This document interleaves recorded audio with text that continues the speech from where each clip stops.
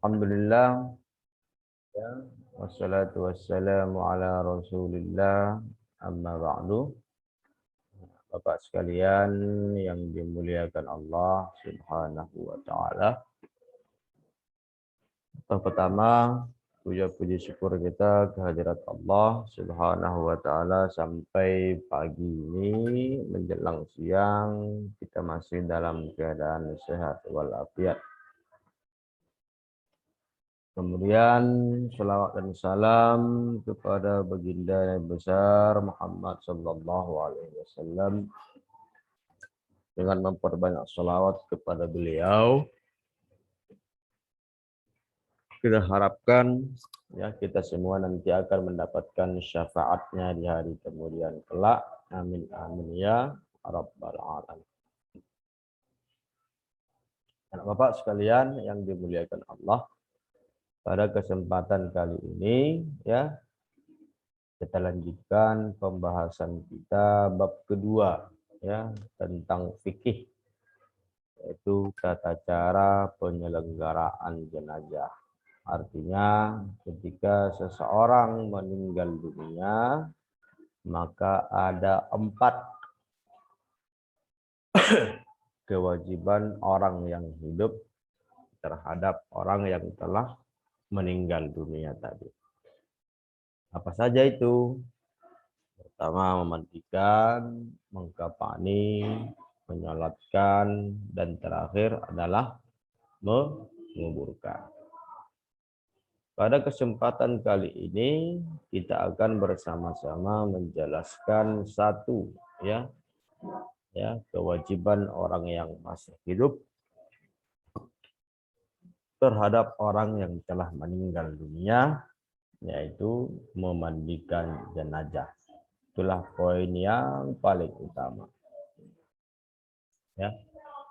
Kalau seumpamanya ada orang yang meninggal di dunia di sebuah tempat, daerah, komplek, apapun namanya, kemudian tidak ada yang menyelenggarakan fardu kifayah yang 4, dibiarkan saja begitu si mayit, ya, tanpa dimandikan, dikafani, disolatkan dan dikuburkan, ya, seperti bangkai tidak diperdulikan, maka seluruh orang dewasa di daerah itu akan berdosa.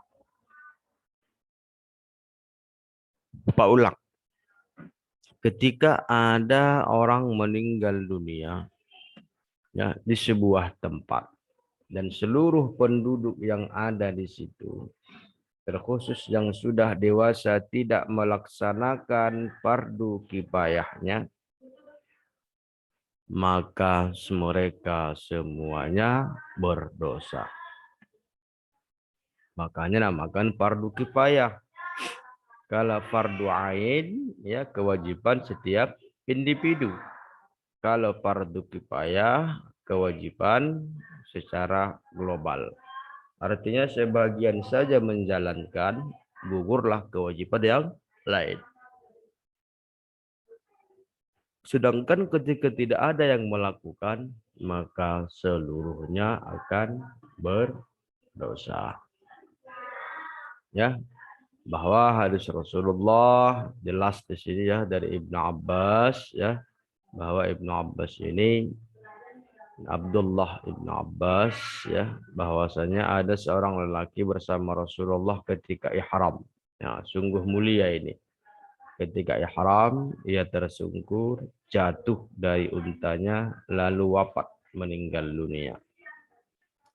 Maka Rasulullah memerintahkan para sahabatnya, mandikanlah ia dengan air dan daun bidara.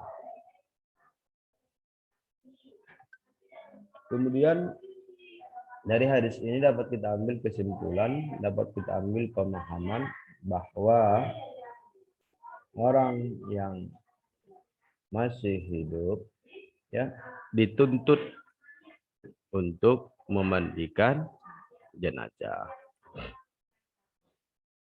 Oke. Poin yang kedua, slide yang kedua. Syarat memandikan jenazah. ternyata ada ketentuan-ketentuan khusus ya, siapa kira-kira yang paling berhak memandikan jenazah. Walaupun ya secara jelas bahwa di setiap daerah sekarang itu sudah ada yang namanya bilal jenazah ya. Ada yang namanya bilal jenazah, dengan sukarela mereka nanti memandikan, mengkafani jenazah, kemudian siap untuk disolatkan, dan juga sudah ada petugas penggali kubur. Namun dalam tuntutan syariat Islam, apakah mereka yang paling berhak?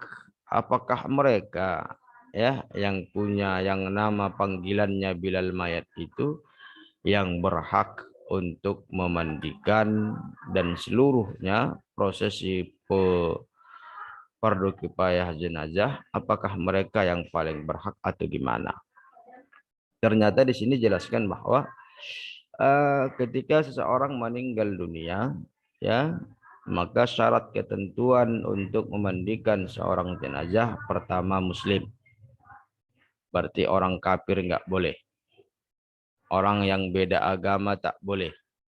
Ya, berakal. Berarti akalnya harus sehat. Baligh, sudah dewasa. Anak-anak tak boleh. Ya, kecuali hanya sekedar membantu. Orang yang memandikan jenazah wajib berniat.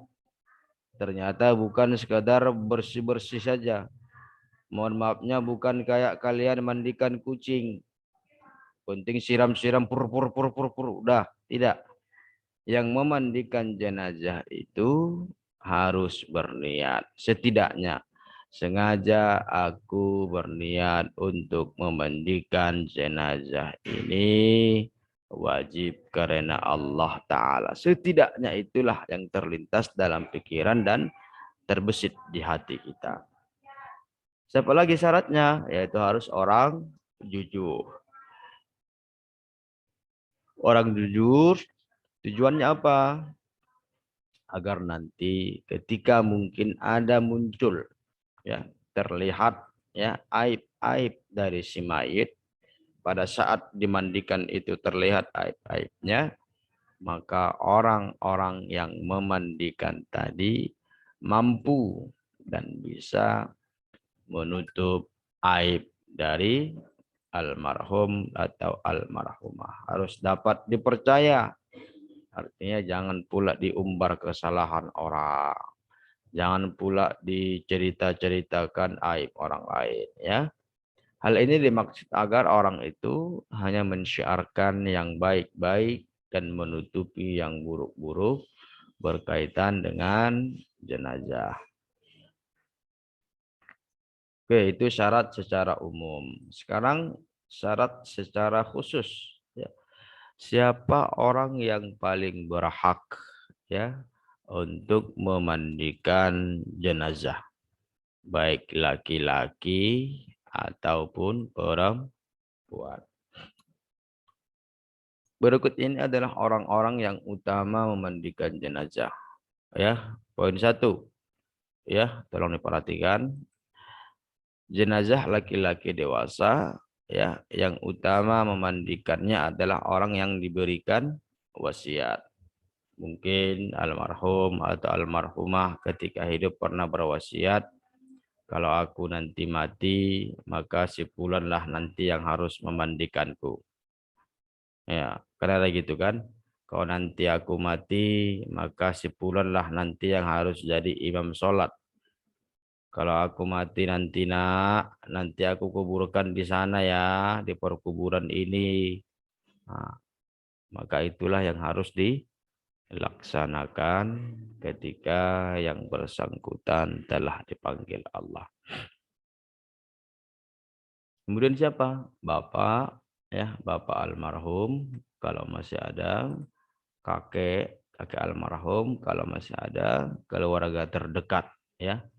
Berarti setelah bapak, kakek, bisa anak, paman, dan sebagainya. Ya, yang mahram dari pihak laki-laki, terkhusus istrinya boleh juga memandikannya, ya. Jadi intinya ketika mayat itu laki-laki, maka yang memandikan laki-laki, ya. Cuma ada khusus, ya, perempuan boleh memandikannya, yaitu hanya untuk istrinya. Jika jenazah itu perempuan dewasa, sama. Siapa yang paling berhak memandikannya? Yaitu ibunya, ibu almarhumah, neneknya almarhumah, keluarga-keluarga dekat yang berjenis kelamin perempuan, kemudian suaminya di masa hidup juga boleh ikut andil dalam proses memandikannya. Yang ketiga, jenazah anak laki-laki. Ya, kalau jenazah anak laki-laki yang belum dewasa, yang belum balik, boleh dimandikan perempuan, ya, dan pasti boleh dimandikan laki-laki.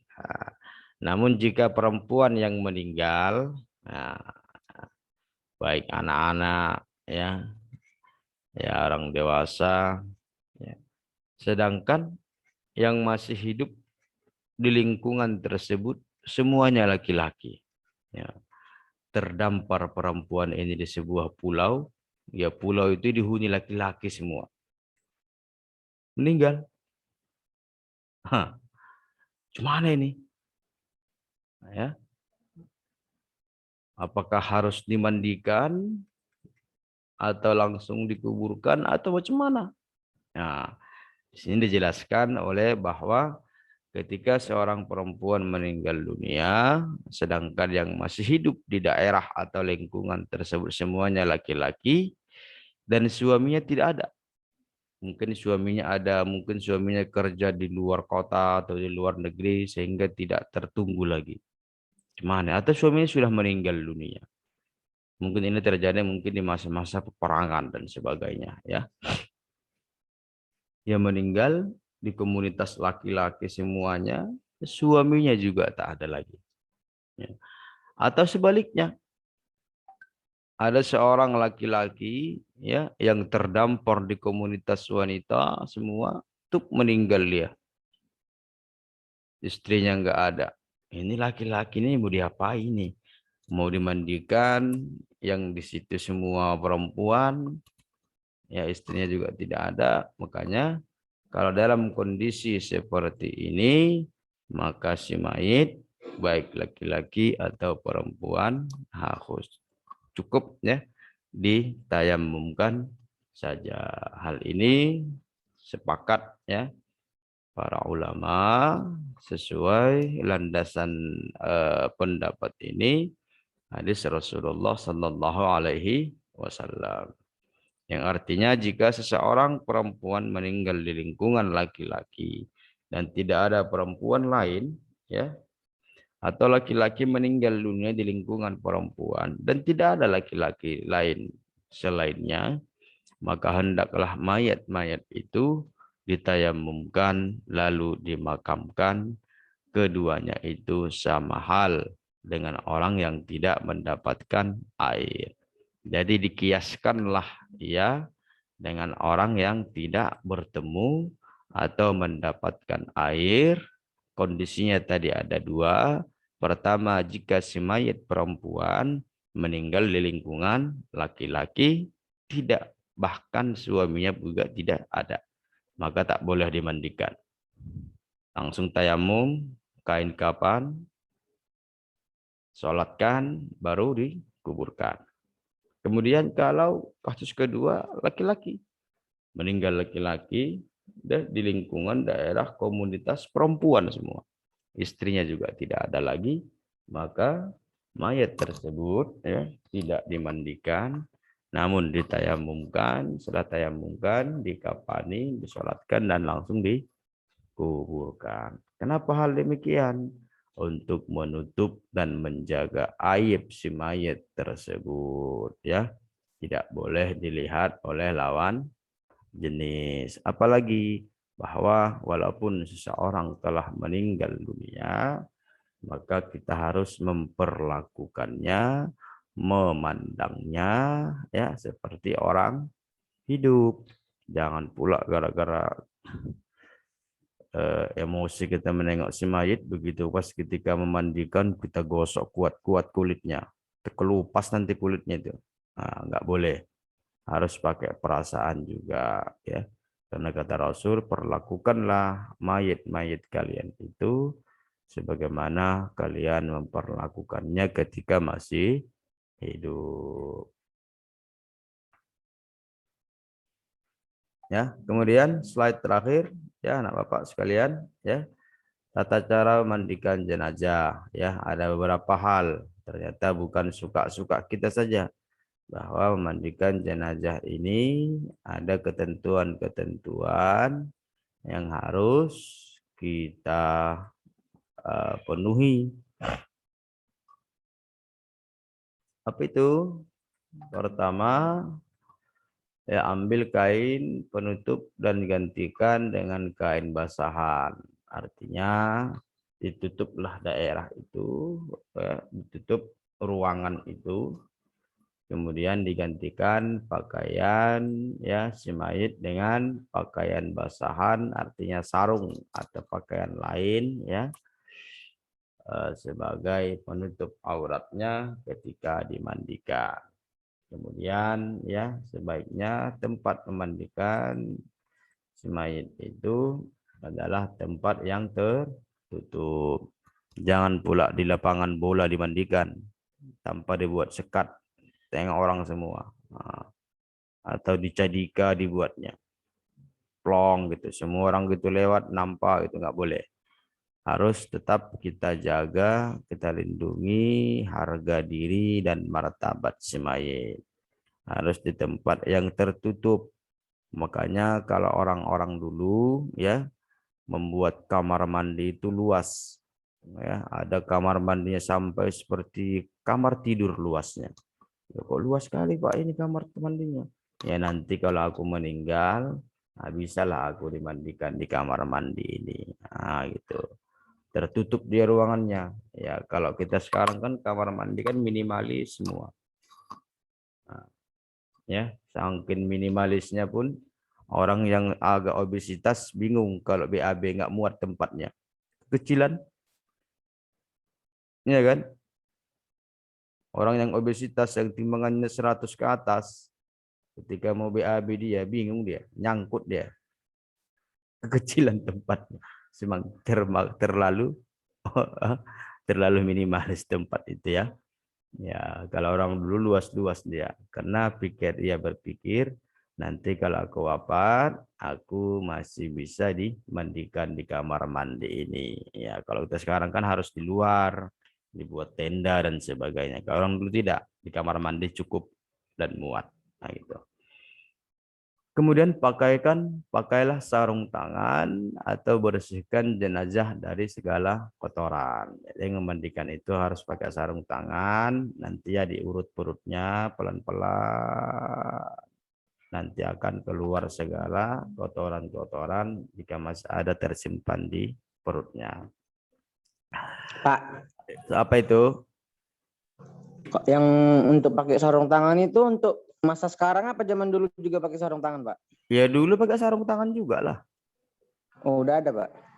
Oke, sarung tangan gak ada, berarti kain lah dibalutkan ke tangannya. Alalah bang. Saya pikir dulu belum ada, Pak. Sorry, Pak. Ya belum ada lah mungkin sarung tangan dulu. Ya berarti kain biasa aja lah diapakan ke tangannya. Ya kayak kita mau ngambil sesuatu, nggak ada sarung tangan, pakai apa kita? Pakai plastik. Ya kalau dulu mungkin sarung tangan nggak ada, plastik nggak ada, ya pakai pakai pakai pakaian, pakai apa namanya kain dan sebagainya. Yang penting harus pakai penutup biar jangan kotor ya. Berarti sekarang kan sudah agak modern, jadi dibuatlah istilah sarung tangan. Nanti kalau dibilang pakai kain biasa, nggak modal gali katanya. Ya, sekarang kan sudah ada yang menyiapkan paket-paket apa namanya paket-paket apa itu kain kapan yang komplit, itu semua sudah ada situ, sarung tangannya, minyak-minyak wanginya, sabun-sabunnya dan sebagainya ya.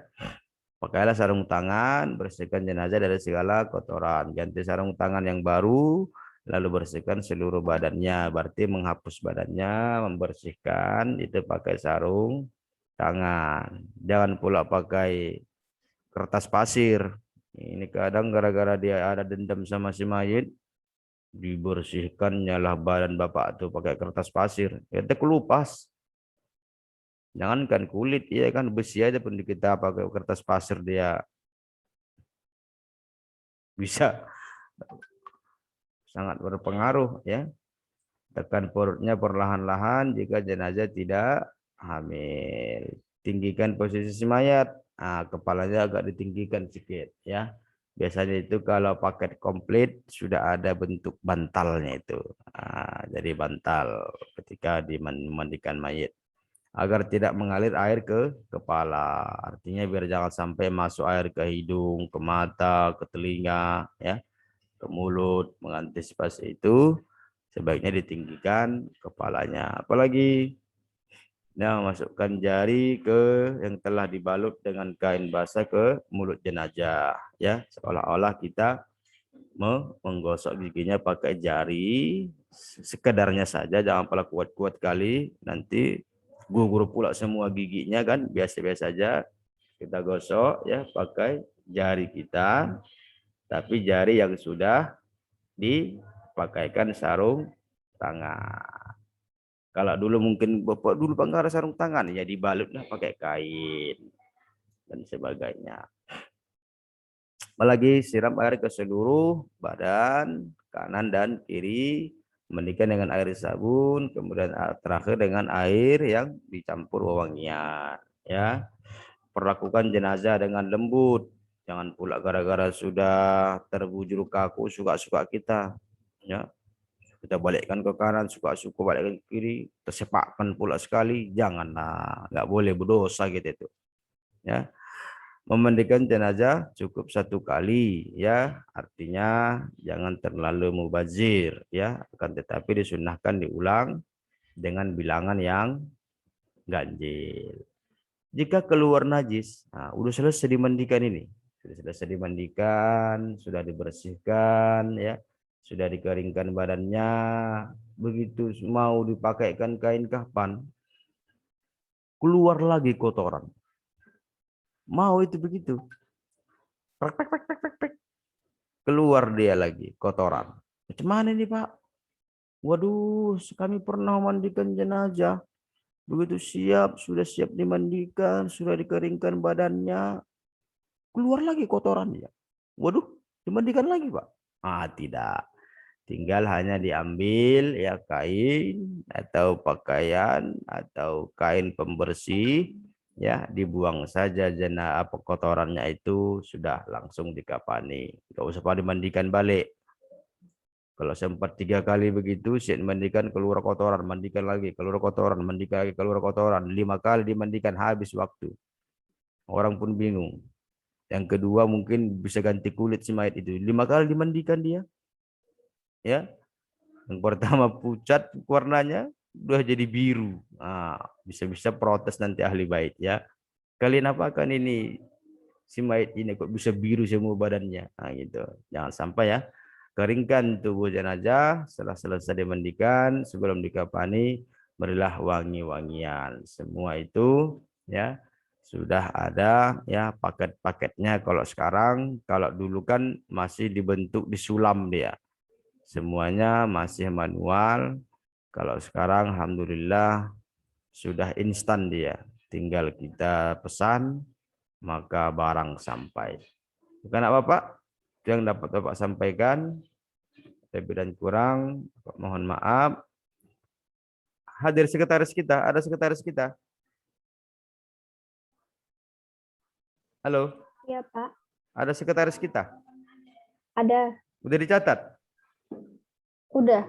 Oke, nanti japri ke Bapak ya. Ada nomor WA Bapak kan? Ada, Pak. Adalah, walaupun nggak disimpan di grup kan ada. Jika anak Bapak, jika ada yang mau ditanyakan, Bapak